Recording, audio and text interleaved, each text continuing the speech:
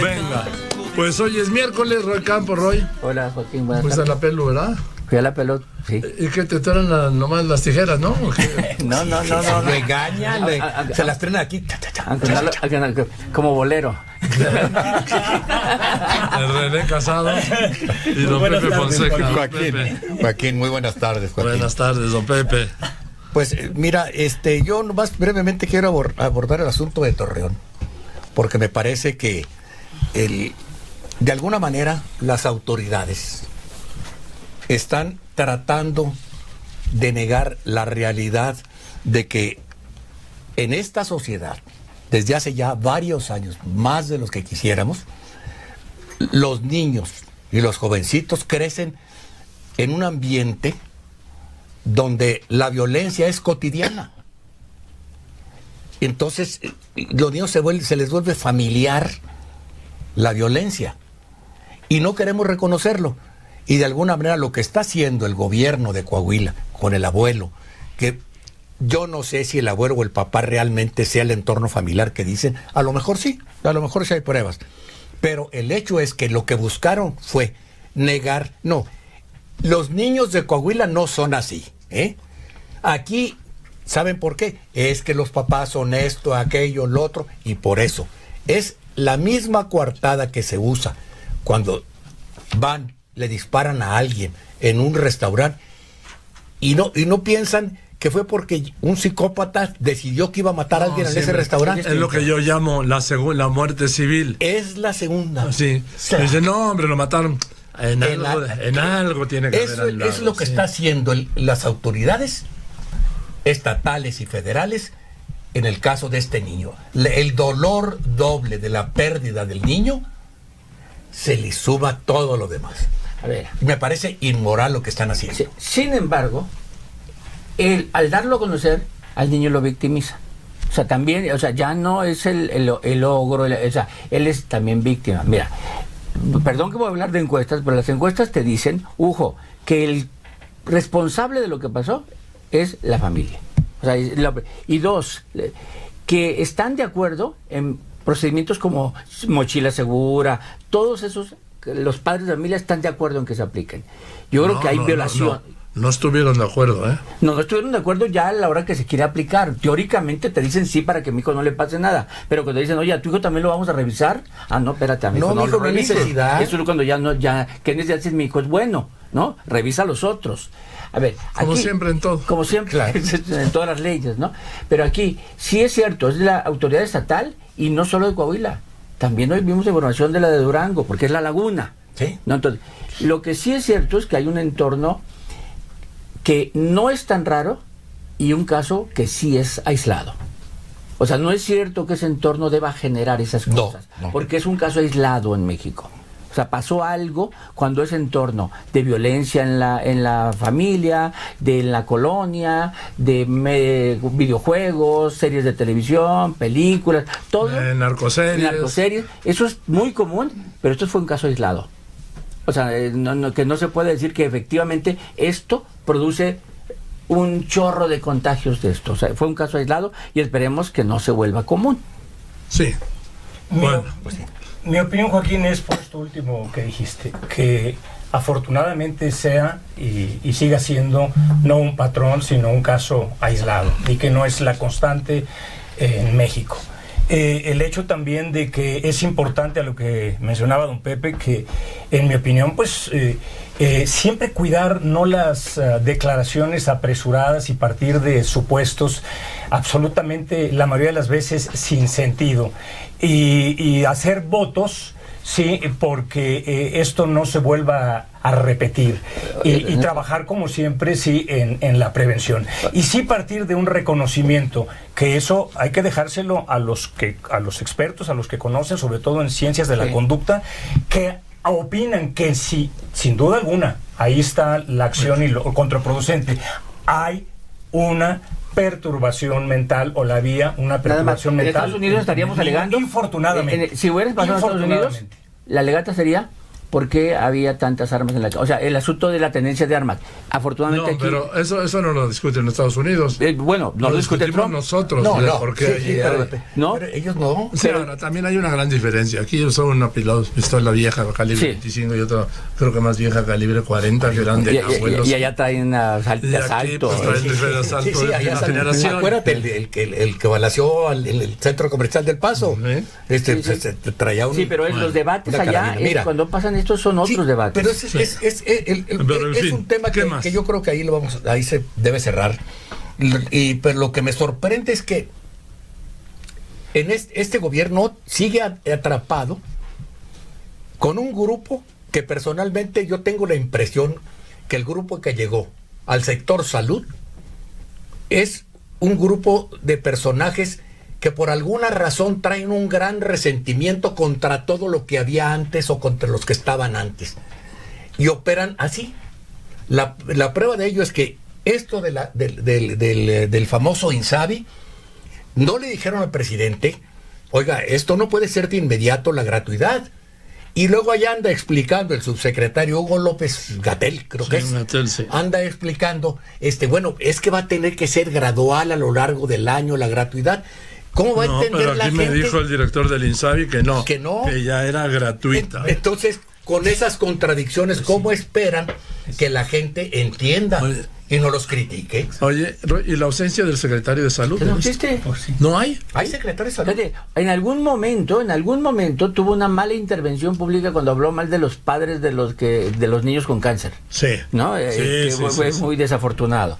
Pero de repente no sale él, como si no fuera un problema de salud. Él es el responsable de todo esto, claro. Es la cabeza del sector y ni una palabra. Mira, Joaquín, justo lo platicábamos antes de entrar al aire contigo.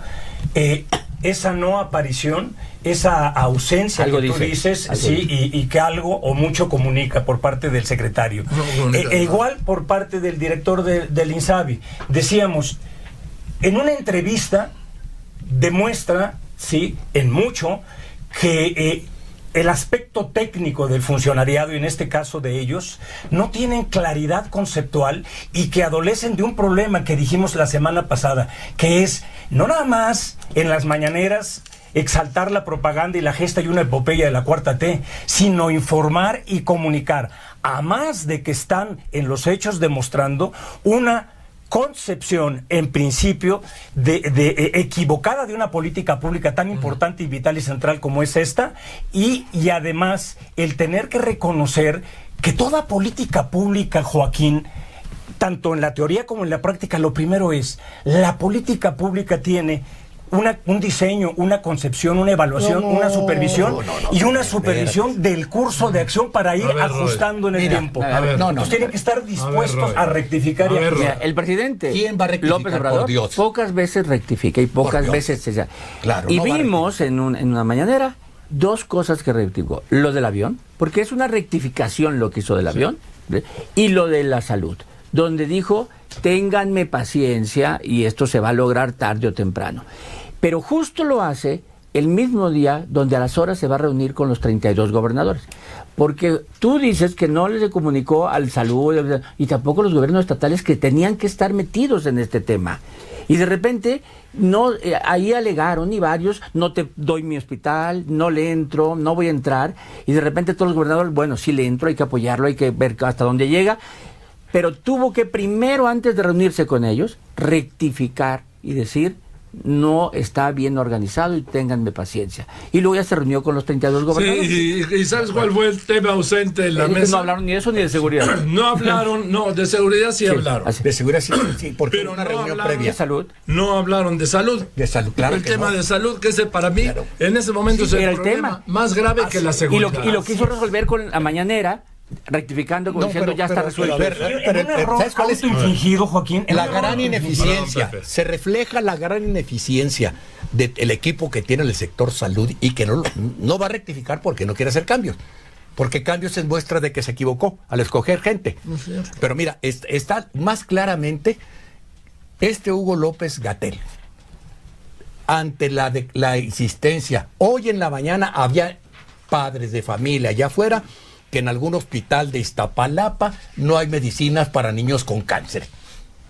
Y este tipo, perdón que lo califique así porque estamos hablando de niños con cáncer, sigue hablándonos de que hay un pleito con la farmacéutica de Pisa. Perdón, desde hace 12 meses este mismo funcionario dijo que había ese pleito. Y si en 12 meses estos funcionarios no han podido resolver un asunto con una empresa farmacéutica, no han podido conseguir el medicamento por otros conductos, entonces, perdón, pues son unos inútiles y les califico así porque son niños que están enfermos. Son criminales. Sí, son criminales. De acuerdo, y no más eso, acuérdate que habían comprado en el exterior unos medicamentos, pero no habían incluido, disque más baratos, pero no le habían incluido de distribución. Sí. La distribución salía más caro. Joaquín, claro. Estamos hablando del Metrotexato. Exactamente. Ya. Y siguen con ese pleito, no dan resuelto en 12 meses. Se dice. Uy, permíteme un momento, voy a los anuncios y regreso con la mesa. Bueno, de eso hablaba hace un momento, pero ya hablé de eso. A ver, entonces, ¿tienen algo de la propuesta de reforma constitucional? Yo creo que esto es una pésima noticia para mis amigos, los Bleeding Hearts, los corazones sangrantes. ¿Por qué? Porque todo lo que habían conseguido de garantías, de debido proceso, de presunción de inocencia, pues están... Esta propuesta de reforma judicial lo echa toda la basura, ¿eh? Es más, no nos hemos fijado que está proponiendo Monreal copiar al sistema americano y quiere que sea la Cámara de Senadores la que designe a jueces y magistrados. Ya sabes, el pretexto es siempre que sirve para todo, para combatir la corrupción en los niveles locales. No es cierto, es para poner a los suyos. Para poner a los suyos. Entonces, es controlar el poder judicial, perdón, pero ese sí es... A ver, primero, hay una parte política aquí, el de que se haya circulado un borrador y luego se haya cancelado la conferencia, hay un asunto político ahí de que vieron que tenía varias fallas o varias cosas a cuestionar. Y dos, ya contenido. Más allá del detalle, que los especialistas tendrán que decir, es las dos concepciones distintas que hay entre lo que había y se hizo el sexenio anterior, que no viene del sexenio anterior, sino desde Calderón. O sea, una reforma que viene desde Calderón y que tardó en aplicarse, ¿no? Que de alguna manera lo que obligaba era a que el gobierno, al Estado, capacitara más a los policías, a los ministerios, o sea, que lo obligaba a capacitar ante la falta de resultados. ¿Qué ocasionó? Que ante la falta de capacitación de ellos, pues de repente salieran libres muchos que tenían que estar presos, etcétera. Llega una propuesta de reforma donde la concepción cambia a lo anterior. Decir, no, es tan problemático la inseguridad que denos mayor capacidad al Estado de aplicar la ley y no nos pongan tantas trabas. No nos dejen libre al delincuente porque el policía no le leyó algo.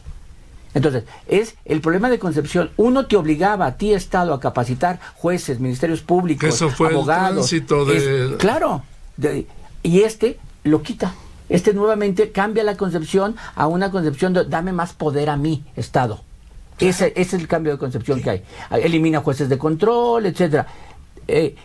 Todo lo demás son detalles que los especialistas nos tendrán que decir punto por punto. Pero yo creo que la parte política es el cambio de concepción de una reforma que se hizo para obligar al Estado a capacitar y una reforma donde dice, antes de capacitar, déjame castigar.